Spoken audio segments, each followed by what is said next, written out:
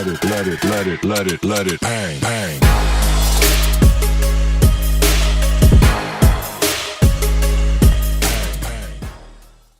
Guys, welcome back to episode 4.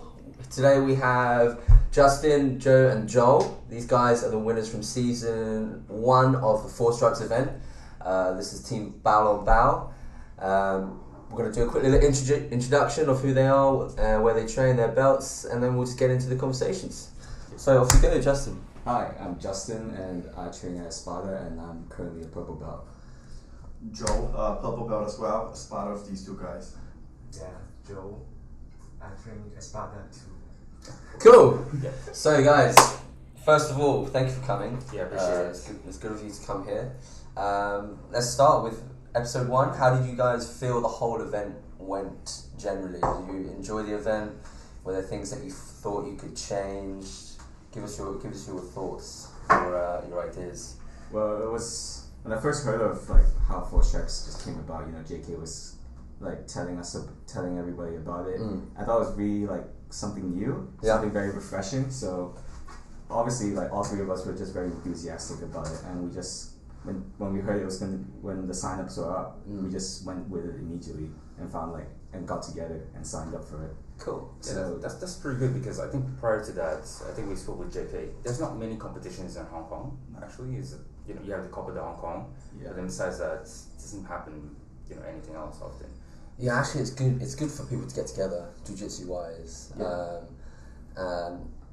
I didn't realize actually there was 4 of you. I only thought there was 3. So you could sign up as a 4, and then you could kind of chop and change. Is that, or was there 3 of you originally, you guys, and then is it Brian? Brian jumped in. Is that what happened? No, it was actually more like because JK told us that we could have 5 people. Oh, okay. So like 3 people during the day, 3 people will compete, but then throughout the entire series, it will be 2. It will be 2 people. Like that would be probably, backup. Your backup, yeah. Yeah, I mean, like it makes sense because some people. I mean, not everybody does jiu-jitsu full time here in Hong Kong, so sometimes they have to go away for business or they're injured. Yeah. And I was telling JK about that, and he also understood that point. So something like, for example, like I was injured in season like the first episode, so I couldn't fight in that. And we could change around. Yeah, so it's good. Yeah, that's pretty good. So yeah, competition is quite sparse in Hong Kong. So this is like a good way for you guys to compete against other guys. Were any kind of competitors who you stood out for you guys, who you were looking forward to sparring, or anyone you wanted to fight in particular? Were there any other teams? Because you guys put out 2 teams, right? So Yeah, from Sparta there were 2 teams. Yeah, the 2 teams from Sparta. I don't know, not really looking forward to competing with anyone particularly, but it's more about like the format. It's just like you don't know if you're gonna fight like a massive guy or like a small guy, So that's kind of like the excitement, and I guess that's what kind of made the competition like quite appealing. Right. And it's more exciting for the audience as well, because you don't know who's gonna be matched up against who. That's true, because it's kind of a lottery, right? You guys pick up a number or something before the match itself, and then it gets kind of drawn out. Oh, we have to just give an order of who's fighting first. So let's say like out of us 3, I'll put my name first, then I'll put Joel, then I'll put Joe. Yeah. And then if the other team also puts it in that same order, then we match up. Oh, that's pretty cool. So that's how it works. And so that was what made things exciting, and that's why we're like, this is actually going to be fun. Let's do it. Yeah. It's sort of like an absolute kind of, in a way. Yeah, you don't know how your opponent's going to look like. Maybe not same weight category per se, which there were cases, right? Yeah. But it's actually quite interesting. Yeah. And I remember watching you guys. I think it was episode 3 in Kowloon. Is it? It was episode 4. It was our team, Dogfathers, the guys from Shenzhen, and then you guys, and there was soon I don't know. There was one of you was fighting. It was a guy. It was an absolute beast. Oh, that's just yeah, huge guy, and you played kind of deep half guard. Deep half guard, yeah. Yeah, a mix between deep half, and yeah, that guy was just squishing me the entire time. Yeah, so I was like, man, this guy. You retained it really well, though. It's like yeah. I mean, like I had to learn how to defend really well in deep half guard and play half guard, because I like playing half guard, and I mean just training all these years, like going around places, because I studied in the UK before, and just being here in the spot, there's a lot of big guys. You just learn how to defend really well in the half guard and deep half. And like it was really tough. Obviously, he's like massive. He's like I don't really spar with 90 kilo guys before, but it was just I was quite confident the entire time because I was kind of used to that pressure, and I had to just pick my time. It's interesting because I remember for watching it for maybe they're 6 minutes matches, so I was watching for the first 3 minutes, and you were under in deep half, and then I think when the time came, you kind of swept him, and then everyone was like erupting. It was a good match actually, really good. Because I thought, man, this guy's gonna squash you. But actually, it was really good. It was. I think overall, even like looking at the entire season, the matches were really interesting. Super. Even the final, because I don't know if you've seen the previous podcast, episode 2, by the way. The reactions. We were expecting to do like an hour and a half podcast, but actually the matches, because we didn't watch it, because we made ourselves not watch it. The matches were super quick, and especially your one against. I saw Doug yesterday, so I said I'd bring it up with the footlock. Oh yeah. Because I didn't know you guys were until we kind of discussed it. I didn't realize you guys were both with a sparrer. Right. Did you spar with Doug previously? Yeah. Yeah. So you kind of know each other's games. Yes. Kind of, Yeah. So with season two coming out, have you guys thought about putting out a team? Because I think Sparta are the only team that actually has a decent amount of female competitors or female jiu-jitsu guys. Have you jiu-jitsu females? We're not too sure about whether the females want to come out, and I know there's some guys from the gym that actually want to compete. Yeah. So like I've heard about it, but we're not sure who they're going to partner with in terms of females. So we're in the dark on this as well.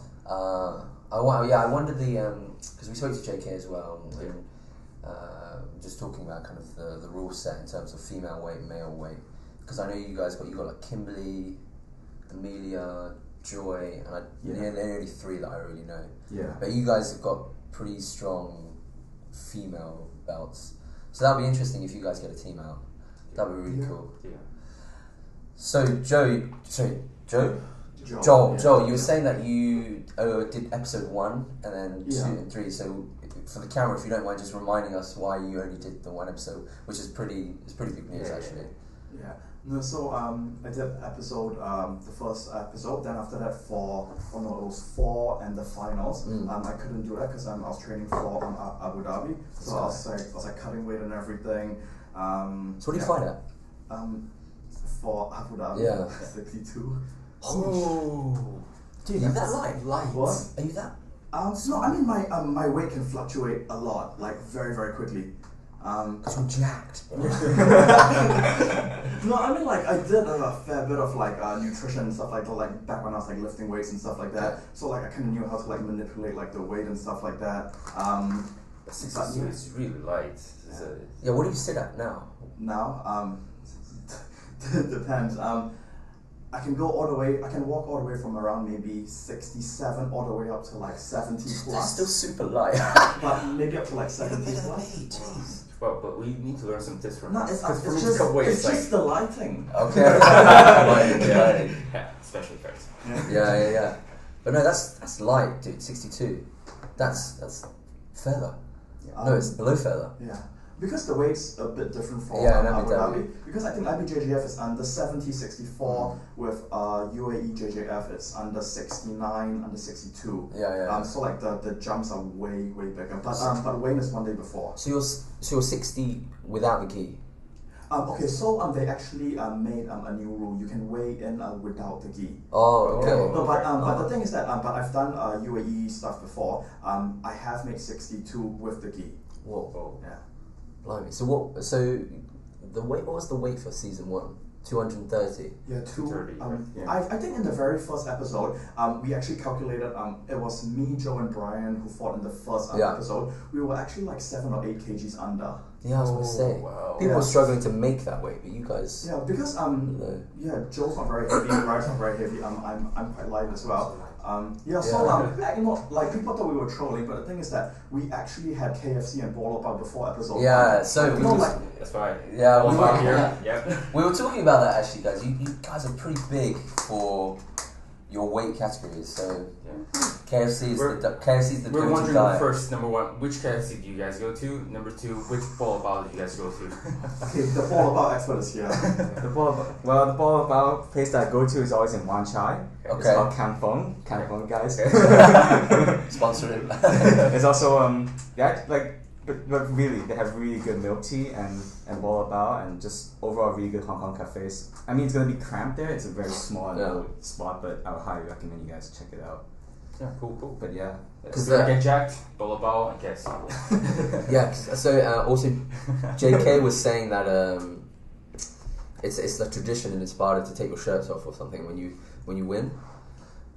Nah, it's just Joe. Joe started the trend, basically. Yeah. exactly. and well, screw it, let's do it. Yeah. So is anyone it's only even though it's Hong Kong, it's very small. Do you feel like people recognize you anymore, or is it completely the same? Do you feel like any different in terms of the prizes you guys won, or is it not much has changed in terms of winning the season? In terms of prize, like first time ever, it's like cash prizes. Yeah. First time ever that we actually got actual cash prize that we actually use in Yeah. our daily lives and pay the bills, Yeah. that sort of stuff. But I feel that there obviously needs to be more competitions going on in Hong Kong if Hong Kong Jiu-Jitsu wants to improve in the future. It's definitely gotten more buzz, and you can see how engaged the Jiu-Jitsu community is in Hong Kong when you see so many people coming to watch these fights. So that's a good sign, and if there's more seasons coming up, there might be more like media coverage and that sort of stuff. Yeah, we spoke with our professor. Yes, what was it? Today. In episode 3, we were talking about how kind of small jiu-jitsu is in Hong Kong. So this is kind of the reason why we're doing this podcast, is so we can reach out to different gyms and just kind of see if we can make it grow, I suppose, in the small area that is Hong Kong. So how long have you guys trained for, all in all? So how many years have you trained? How many is it? Maybe 5. 5 years? Yeah, but in the middle I stopped maybe 1 to 2 years. Yeah. Ah, okay. I trained for coming up to 3.5 years. Whoa, okay.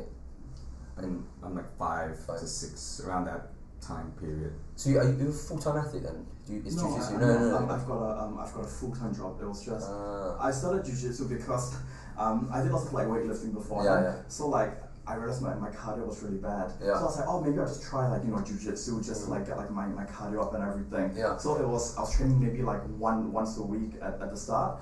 Then after that, I was just like, you know what? I'm gonna slowly cut down the weightlifting and just focus on like jiu-jitsu because like there were so many things that just blew my mind. It's just like in my first lesson, there was some guy. He was like 56 kgs. He went and choked me out like 3 times. I'm just like, how is this possible? You know? It just makes no sense. Then and just like going for like jiu-jitsu sparring as well. After like 2 minutes, I'll just completely gas out. I'll start like I'll start blacking in and out and everything. Then after that, I'm just like, you know what? Jiu-jitsu is awesome. I'm gonna start. So you guys all started at Sparta? No. I started in Melbourne. Oh, Melbourne. Oh, in Australia? Yeah. That's sweet. Who under who? What, do you remember? Who was See a police tag. I forgot.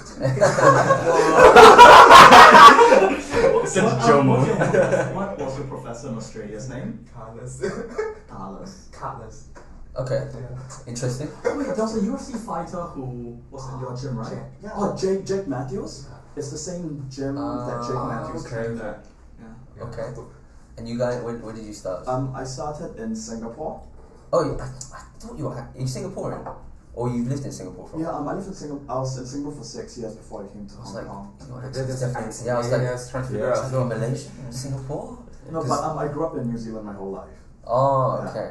Oh, sweet. Did you train in? There's a big gym in New Zealand that my friend trains at. I can't remember the name of it though. In New Zealand? Yeah, in Auckland. Tuaka, is that? Yeah, something like that. Yeah.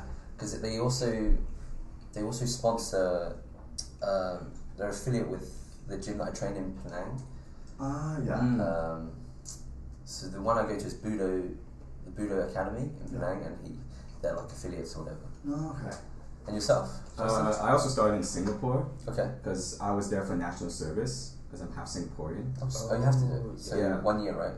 2 years. 2 years. Yeah, so it's during that time where I was like, because I was born and raised here and all my friends are here, and then I went over to Singapore to do national service. I had no friends there. Yeah. So I was like, I'm bored, I need to do something. Then I kind of just searched around for martial arts gym because I just wanted to do a martial arts, and then I stumbled upon this gym called Evolve MMA. Yeah, like Epic, right? Yeah, yes, it was because, and then there were people that actually recommended me to go, and I was just like, you know what, I'll give it a try.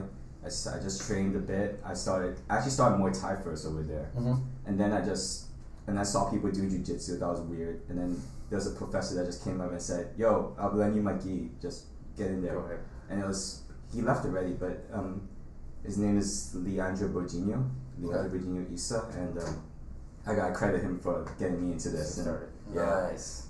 Then I came back to Hong Kong for a bit just before university. Then I went over to the UK and I trained with a couple of academies there. Yeah, who did you train with in UK? I trained with this guy called Chiu Kwong Man. He was probably esteemed as first black belt, and then Where in London? in Birmingham. Birmingham. I studied at Warwick, but then Okay, the gym's in Birmingham. Yeah. It's like a 40-minute drive there. Yeah. And then there are other guys like Kevin Webb and Kevin Webb, I know. yeah, Kevin Webb. Yeah. And two other guys that I train a lot with is Tom Cohey and Thomas Gonjon.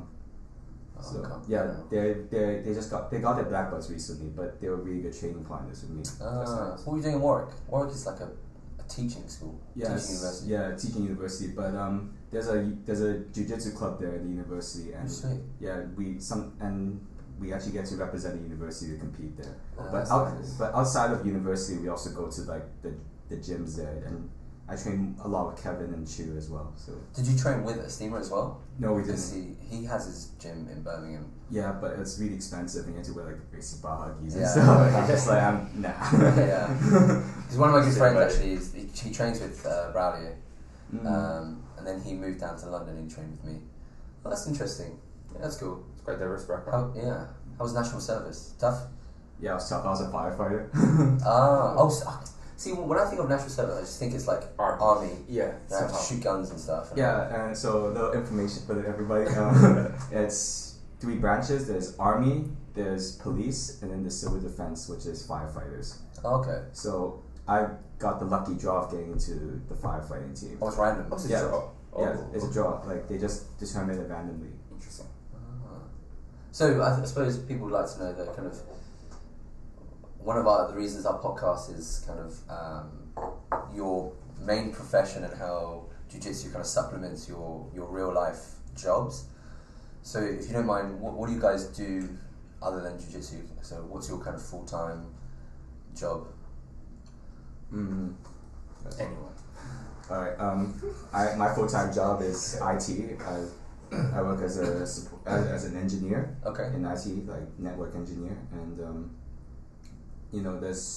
the hours are actually okay, and I think it's actually quite flexible sometimes. But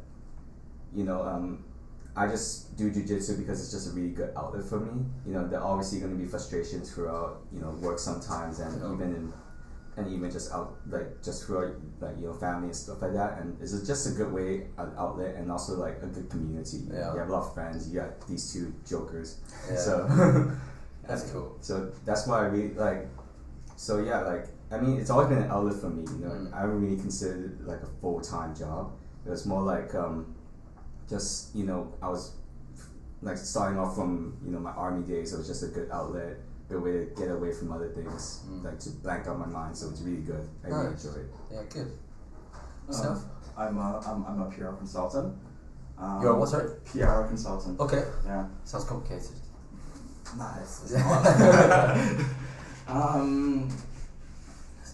I guess when I grew up in New Zealand, I was always quite active. I was playing for like school sports teams and everything. So I guess like sports was always kind of part of my life. So even when I moved to Singapore and started working and stuff like that, I always felt that I needed to like just do something like physical. I started off with like weightlifting and stuff like that. But then after I found out about jiu-jitsu, it's just pretty much that like entire thing. Nice. And Different look. construction. Yeah. This is why this guy is barely showing on the camera. Yeah. So tanned. So there's a lot of, I suppose, a lot of time outside. Yes. What are you working on at the moment? Hmm? What are you working on at the moment? And is there like a project that you're working on? Or? Actually, I just build a house. Oh, sweet. But mostly I just leave the heavy bar and do the oh. So you don't have to go to the gym actually. You just Yeah, you know, after you still go okay. Yeah. So now it's like Even hard. You can just Oh. heavy Signs up on yeah, gym membership. yeah, exactly right. Yeah. So how's Espada as a jiu-jitsu academy? Is it tough training? Because you've got a new gym now, Yeah, right? you guys moved recently. Right? It's big. We moved next door to like a massive space. It's Basically, big. It looks big. It's right? basically next door, but much bigger mat space. And Yeah. Nice. yeah, much more room to spar. So it's good. Because actually, I read that Caporal is originally a Carlson Gracie lineage. Is that right? I think so. Yeah. Because I think one of his professors was from the Carlson Gracie lineage. I think he got his black belt from Harman Emos, is it? Like that. Yeah. So anyway, We'll check. God, We gotta so research. Caporal- We're sorry. it's a lot of pressure passing, kind of top game that you guys work on. Generally, would you say at Espada, or is it a nice mixture of everything? I guess it's a nice mixture. Okay. But yeah, there is a bit of emphasis on the top, pressuring down, you know. So but otherwise, like, yeah, it's just it's a really good mix of techniques, and we get to work on a lot of things as well. So. Yeah. And you guys have Calisans coming quite regularly. I think he comes like once a year. Yeah, once or a so. year. Because he came, I saw him actually, because he's friends with some of the guys at Asphodel. And do you know Victoria? She trained with you for a little bit. The white belt. Vicky? She works with Joy. Yeah. So I was speaking to her about it, and actually I saw him on the tram, and what was I gonna say? I think he was here before he did the Spider Invitational in Korea. Yeah, he was. How's that rolling? Did you get to roll with him at all? No, but he took a couple of lessons, but yeah, it was good. He actually watched Copa Hong Kong last year as well. Yeah, he was there. Oh, he was there. He was there. Yeah. Oh, I didn't notice. Yeah, he usually comes around like, you know, Asian Open time. So like, you know, he comes here and he trains with us, and he also goes over to Asian Open as well. That's cool. So that's cool. It's good that he's still active, actually. Yeah, I mean, like, just do it as long as you can. I mean, this is fun, right? Yeah. So, any matches in particular you felt was your toughest, you most enjoyed? Give us kind of like a breakdown of any fights that you think you really look forward to or enjoyed. Like, which one could have gone better? Which one, you know, you find it toughest, for example? Or they all pretty easy and you guys just pretty much. Let's go with Bo Lo Bao after this. I'm Bo Lo Bao. These guys are doing that. I mean, obviously, toughest and one I enjoyed most was fighting with that big guy, 9 kilo guy. And Who is he? What gym is he? he's on GF team. He's from Shenzhen, right? Shenzhen team. The purple belt guy. Yeah. I think someone was saying he's like South African.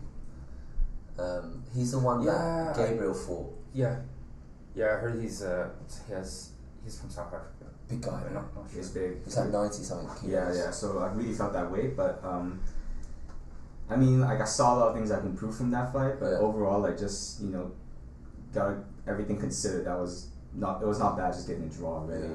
So a lot of things to work on. Yeah, I think when you're kind of at a disadvantage of draw in terms of the team pointing system is pretty good turnout. Yeah, in terms of like the pointing system, it was quite good. Like, you know, point system, you know, just and also like overall, you have to look at the bigger picture of like the team. Yeah. Of, you know, advancing on points and stuff like that, and I think that was it was good for us, you know. So at that time I was like, fine, we'll take the draw and let's move on. Yeah. It was pretty good that they combined blue and purples as well, I reckon. Because the thing is that, like, I mean, people say, oh, you know, purple belts are more experienced, but actually, like, nowadays in jiu-jitsu, the line is so thin between like the different belt levels. It's just that you see, like, in Spider events, there are purple belts just carving up black belts and stuff like that. So I don't know. Nowadays with the whole like belt thing, the line is just extremely fine. And they were saying that blue and purple was the most exciting, just because you're still kind of new to the sport, but you have that hunger and eagerness to kind of show kind of your skill, I suppose. Yeah. And actually, I remember Blue and Purple was super quick for me. I think Blue to Purple was like 4. Actually, no, I think Blue to Purple was my longest. Yeah. I think it was 4 years for me. Oh. But yeah, what any fights for you guys? Or you thought? Actually, I didn't. To be honest, episode 1 and 2, I only watched very vaguely because I know our team fought in episode 1. You were there, right? I think no, episode 2 they fought. Which one was the Episode one in 2, yeah. GSF? Yeah. Because you guys were there as well, right? Yeah, episode 1 was like, I think they're still trialing lots of things. Yeah. Like, they didn't have like the commentary or anything. Yeah. Then after that, right. like, they didn't even have like the moving live videos. It was just like in a stationary spot. Camera. So I guess episode 1 they were still kind of like trying things out. Then like as like the episodes got along, the production just got pretty cool. Yeah. With commentaries like moving. Yeah, the organization overall felt really smooth after the first episode, and it's season 2 will be even better, right? Yeah. So it's very interesting to see JK improving the organization. Yeah. And any highlight fights? Doug's? Because we watched that back a few times. We actually. replayed, I think, I don't know, like 3-4 times. Yeah. Because it just came so quickly as well. It was like, yeah. Because your footlock actually set up is different. You know, most people go maybe gable grip, but you go kind of like a rear naked choke sort of vibe. Yeah. Did you learn that from Caporal, or just what you find comfortable, or? Yeah, I feel comfortable. It's very interesting setup. Similar to what I do. I go. How do I do mine? Yeah, I go almost really short. Yeah, you do go short. Yeah. rear naked choke. I go more wide. Yeah. Yeah, so that was very interesting. We replayed quite a few times, yeah. And then we're checking, is that okay? Yeah, I think we replayed that fight. Yeah. Especially your final fights quite a lot actually. Oh, there was one controversial thing that I have to bring up was I think it's Brian fought against Soon. Oh, that match. Okay. And he asked us to watch it back, but we've watched it back a few times anyway. So Brian won 2-0 to Soon on a takedown. Did you guys see the takedown, or was anything you thought was a bit controversial about that fight? I mean, I saw that. I kind of saw from my angle. I saw there was a takedown. Okay. He grabbed this area, right? Was it? Yeah, he grabbed that. And when you go down, even though if it doesn't look like he lifted the dude and did a wrestling So you slam. tap the leg. Yeah, exactly. Yeah. Or it's just that you see some matches in like just IBJJF or like whatever. You know how like next about the pool guy, he just tapped the guy's leg. Yeah. The guy gets 2 points. So like as long as you touch the leg before the butt touches the mat, that is considered a takedown. But the thing is that it's just the rules of like jiu-jitsu. So I said I would bring it up, Yeah. and that we've talked about it. Yeah. But yeah, no, we've watched it back a few times. It's a tough call. But Did you guys think it was a takedown? I mean, from the angle, from the video, from the video, I didn't see a takedown. I saw a pull from Soon, but then the ref may have seen a tap. Like you guys said, you think you saw a tap. So in that moment, I suppose it may have been a takedown. But then there's that saying like you should never let points decide. You should always kind of try and go for the win. Or never let it go to a decision. And the referee made a call. I mean, it could only be either, right? So the ref made a decision. Ref call. Yeah, that's interesting. And episode 3, you were talking about. There's another one that you guys wanted to talk about. Episode 3, was it another match? Which was it?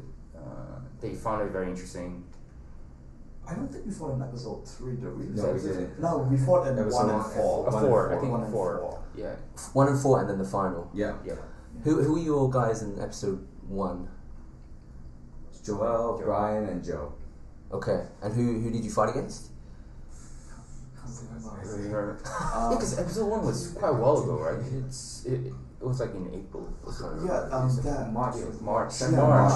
know. 2nd March. Yeah. So do you like the format of doing kind of like 1 week on, couple weeks rest, 1 week on, couple weeks rest, or would you prefer? See, when I first thought about the season, I thought it was like a Kasai sort of thing. Yeah. You all fight at once. That's what I thought as well. Yeah.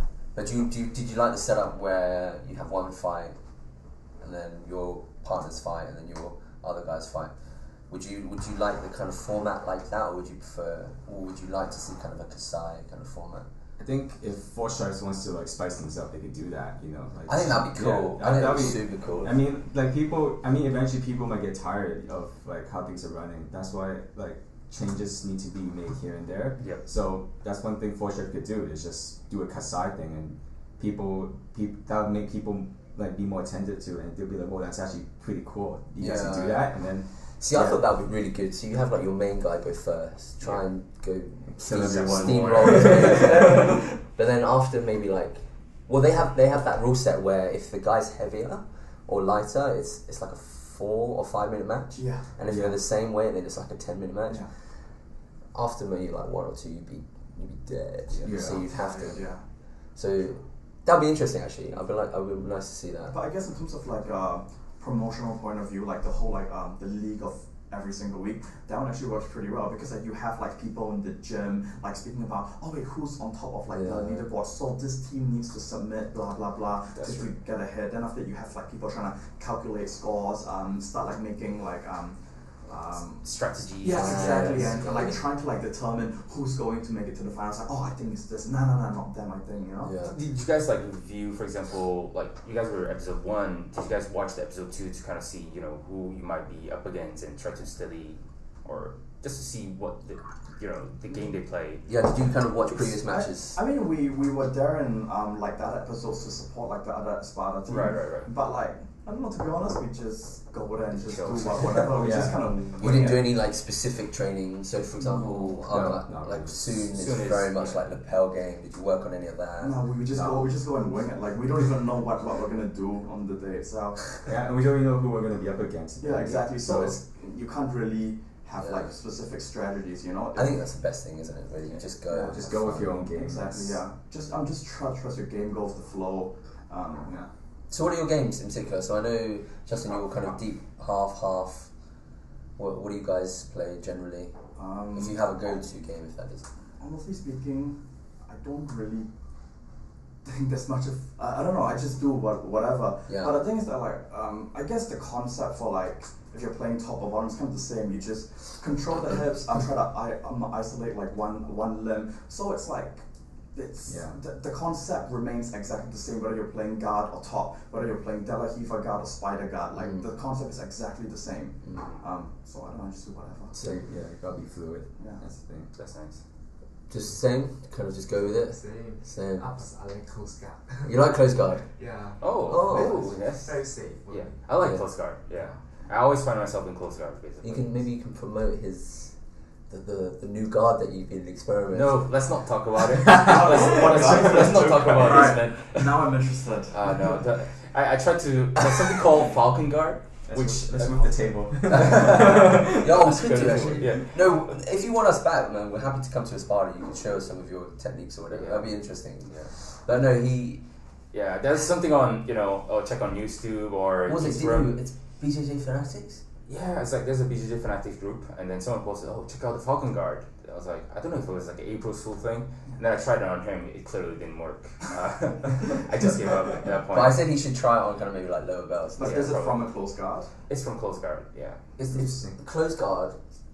You take you arm drag the arm across the Yeah, and then right? Yeah, and then you close it up with your bicep. But yeah, it's maybe my arms are too short, and he's too wide probably. Just when we watching the video, and the film production was so bad. Yeah, maybe it was like, an April Fool thing. Yeah. The camera would like start on the guys to like suddenly drift away from the guy and then kind of go back. It was just. Yeah. Okay. I think someone was just like, check out my guard. I would put it and sell it. It's probably a troll video. Probably. He's the only guy that's like recorded. one purchase. Yeah, I actually had to buy it. Actually, it was like 300 honkies. Yeah, for it. What? Yeah, it was like for half an hour. For half an hour. Yeah, Falcon Guard. Yeah, maybe I'm doing wrong. Yeah. Could be. It's funny though. You should check it out if you guys are Alright, well, we're gonna check that out. Sounds interesting. Yeah. Take a look. Are there any particular kind of things you guys are working on at the moment? Technique wise? Not really. I mean, well, we are looking at what's going on throughout like the tournaments. Like let's say we're looking at Pan Ams. We're also looking at World Pros and see what other black belts are doing at the moment. Yeah.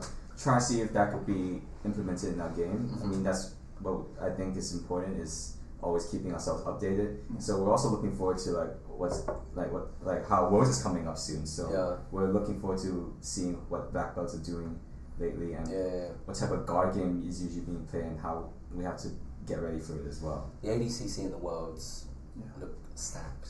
Yeah. Super stacked, yeah. Are you guys going to any competitions? So, well, we just finished one. Now we're Yeah, thinking of we're still like looking around. You know, there's honestly just not much in Asia at the moment. There's only the Asia Open in Yes, September. There's one in Malaysia, right? End of this One in Malaysia. Malaysia. Copa de Malaysia in. Ah, yeah. I was gonna go. It's mid July, beginning of July, something like that. I can't make it though. Oh yeah. Beginning of There's July. Grand Slam Tokyo in July as Yeah. well. Yeah, that's late July. There's a So- Shanghai one as well. This end of this month. Yeah, there's Shanghai one. Yeah, end of this month as well. Mm. Yeah. We did the last Shanghai one. Yeah, it was quite fun actually. Very well organized. Super well organized. Okay. Is it a big competition? Yeah. And the space is like It's massive. It's like huge, so you yeah. Yeah. you actually can watch the matches without being kind of squashed Right. in. Like in Copa Hong Kong. Yeah, Yeah. Hong Kong is It's claustrophobic, I guess. Yeah. yeah, really tight. Did you guys do the Copa last year? No, I didn't. I did it in 2017. Mm-hmm. Yeah, that was like ages ago. I think like I just got my blue belt. Then I'm like, yeah, YOLO, let's try it out. Oh, you got your purple super quick then.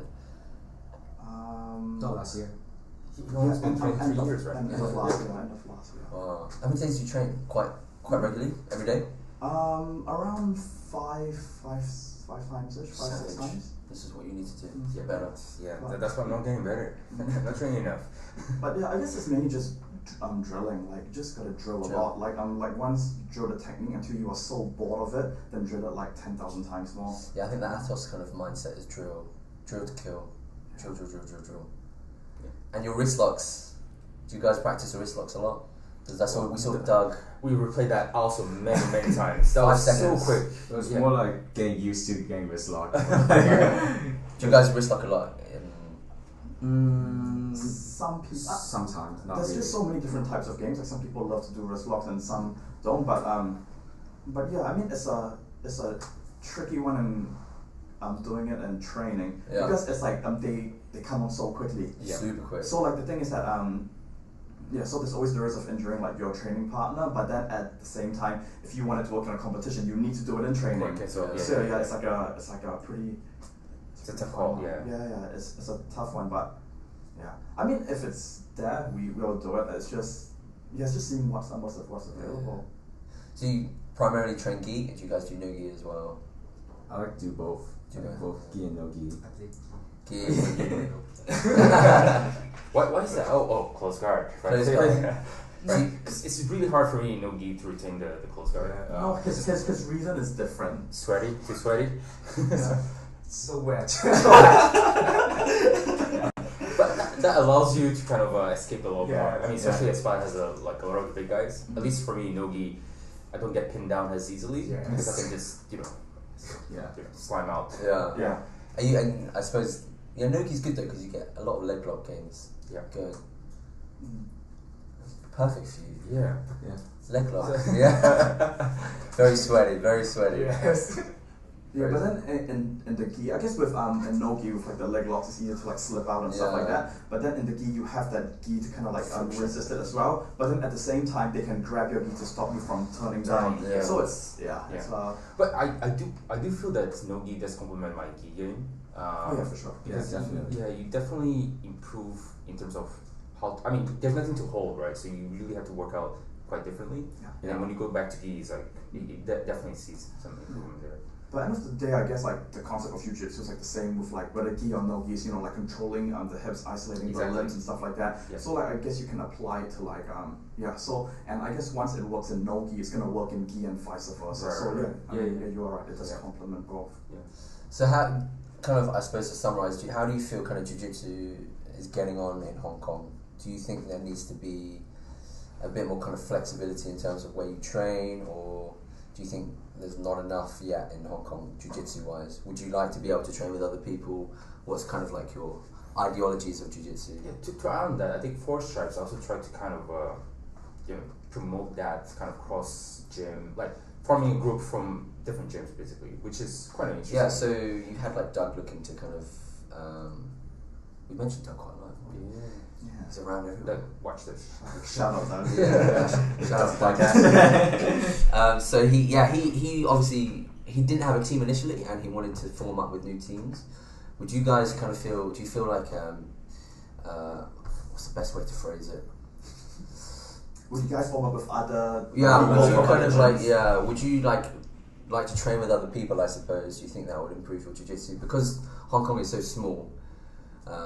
I particularly I'm a fan of kind of training with other people just because I feel like because there's so many limited people in Hong Kong that do jiu-jitsu, you feel I know everyone's game very well, and I feel like to progress you need to be able to train with other people. What do you feel about kind of jiu-jitsu? Do you feel it should be like solely to your team or kind of branch out a little bit just because of the size of where we are in Hong Kong? I think you have to look at the main problem is that it's, as you said, it's just so limited right now. Hong Kong is just so small, and what you gotta look at how to alleviate all these problems that you say is to actually get more people into it. But the problem right now is the like you notice how the Muay Thai market is actually just flourishing right now still, and they're definitely doing something to get them in. And from what I can see is that because jiu-jitsu is just such a sparring based, very contact based, very contact based. Like you can't just go hit the bags and call it a day, and learn the technique. You actually have to do some sort of drilling and sparring with someone else, and you're gonna get some impact when you do that move. So I noticed that it's just a lot, especially in Hong Kong people in general. It's just that they're very afraid of just any sort of contact. And they don't like. They hate that skin to skin contact. So no-gi is definitely a no-no for them. So like, it's just about finding a way to get them in. That's the problem that you have to look at right now. Like regardless of all these events or like tournaments or like or even more sessions, that's irrelevant if you can't get these people in and convince them that to look past this whole like combat thing and actually like enjoy the process of it, because we figured like all of us here, we found a way to stick to jiu-jitsu. We figure out what got us in and who we want to train with, and at the end of the day, like, so that's what we have. Like, it's also our part to find a way to get them in. You see a new guy, and then you have to make sure he's welcome. Very diplomatically put. Very, very, very diplomatic. So good. I suppose that rounds it off. Quite nicely. Is there any kind of final messages you want to say? Any shout outs to anyone? I suppose after what Justin said, if you know someone that's interested in jiu-jitsu, bring them down. Get them used to that skin on skin contact. It's not as big. It's not as scary as people I think think. it's only the first like the first time I did no-gi is like it's quite sweaty, but then eventually you kind of don't care about it. It's kind of like your mentality, because I remember my first times doing jiu-jitsu, it could be claustrophobic, but I was the desire to get better overrid that claustrophobic. Right. I was just like, wow, that was like, I remember like my first ever time I was out to spar as a white belt. This other white belt was just like thrashing me, He only did like an extra few months, and I was just like, wow, that was like one of the worst feelings ever. But I want to do it again. Like, keep getting better. It's quite a weird feeling. Actually. It's like, that was horrible. Let's do it again. How did you guys start? So that was it. You were just getting smashed by this white belt. No, it was more like, I mean, like I mentioned before, like Virginia got me in to start. And then in Singapore, right? But there was also like a series of ways that got me into it more. Like obviously I enjoyed just the thought process of jiu-jitsu, like how it's such like almost like a chess game. But it's also like obviously getting beaten up. You realize that you have so much more to learn. I remember just I was sparring with a 50-year-old guy who's a purple belt, and I was like back then a 19-year-old kid, and I was just like, dude, guy's a 50-year-old, I could beat him up. Boom, he smashes me and kills me, taps me like 3 times, and I was just like, that shouldn't be happening. I gotta do this more.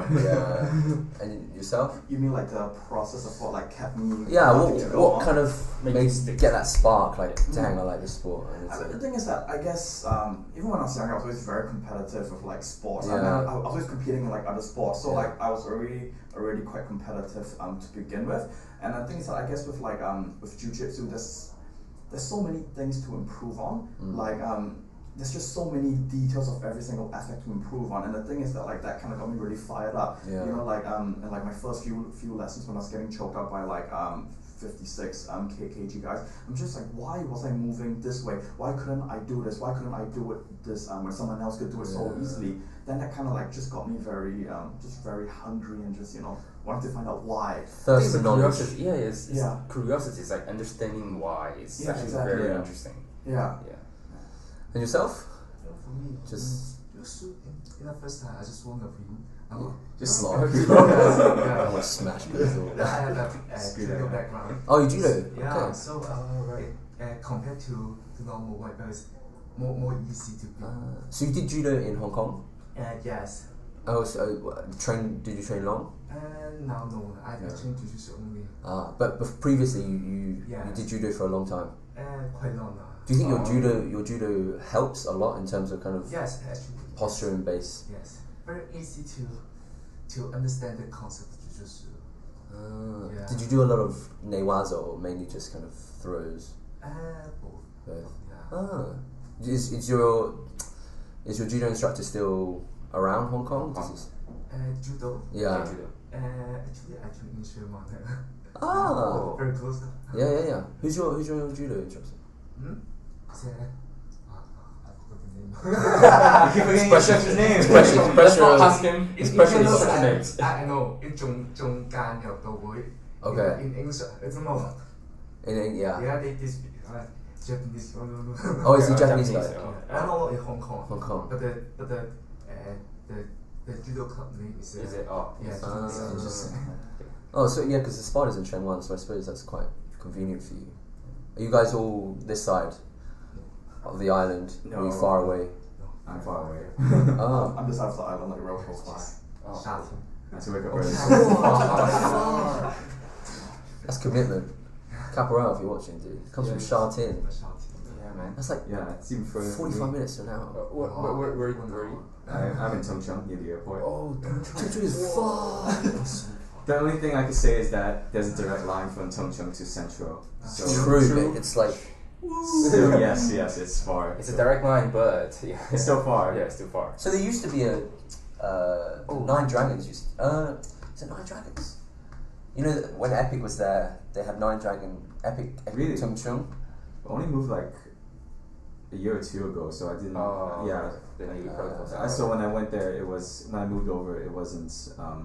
I didn't see anything from that. Oh, fun fact: Doug is my neighbor. Oh, is he? Yeah, we live next to each other. Hey Doug, let's go train. Yeah, do you ever kind of like Doug on board? Let's The thing is, it's some sparring. I don't know. Like he has his he lives in another block, and With we live in the same Simon, state. But Yeah. like it was funny. We bumped into each other on the bus. I was like, "What? You live here?" I guess he mainly does the lunchtime classes, but Yeah, do the we evening have to ones. do evening. You guys are eating because of work. Yeah, it's just work. I work. I don't work in central Shenyang area, so just impossible for me to just go Watch over. bus, yeah. Oh, you work? I work in Taiku, Okay. so like far as well. yeah, and like Oh, that's really far east.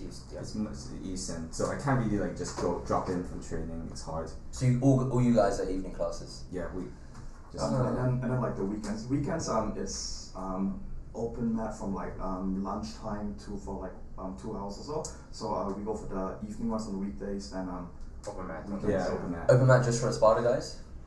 I think it's open. I think other people can like drop in as well. Oh, interesting. Yeah. Saturday, Sunday, or Yeah. Saturday and Sunday. oh, so And public holidays as well. So Interesting. it's like I think you just pay the drop-in fee then, yeah.